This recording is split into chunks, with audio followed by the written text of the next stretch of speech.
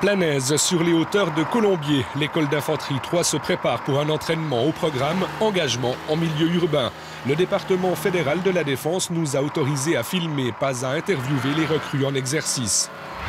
Alors nous sommes allés à leur rencontre en milieu civil. C'était dimanche soir, juste avant leur retour de permission. Et surprise, au XXIe siècle, l'armée est toujours considérée comme une école de vie. Pour certaines personnes, ça peut faire du bien dans la vie, ça forme le caractère. C'est quand même une école où on apprend certaines choses de la vie, où on apprend à se connaître un peu soi-même, à dépasser ses limites.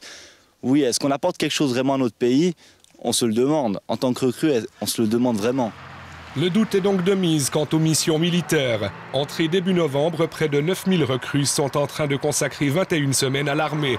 Elles en sortiront en sachant parfaitement manier leurs fusils et investir une localité comme lors de cet exercice. Vraiment utile.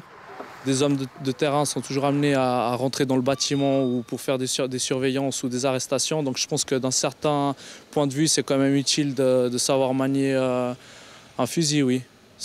C'est clair qu'au jour d'aujourd'hui, les guerres sur le terrain, sur le front, comme on voyait à l'époque, ça c'est fini. Maintenant, ça serait plutôt du combat citadin. S'il y a une guerre, on serait un peu désemparé, parce qu'on a aussi du matériel qui est assez vieux. Et puis, c'est vrai qu'on serait un peu les premiers à partir.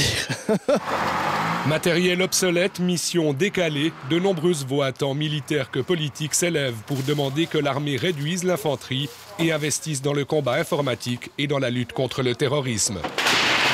Là, ça prend du sens, oui, parce qu'ils commencent à comprendre que c'est fini la guerre de sécession, c'est plus une plaine avec deux armées qui se tirent dessus à bout portant, c'est terminé, ça on nous le dit d'ailleurs, même nos gradés nous le disent, c'est plus du tout ça, donc il faut vivre dans notre époque, donc ça c'est une bonne chose, oui.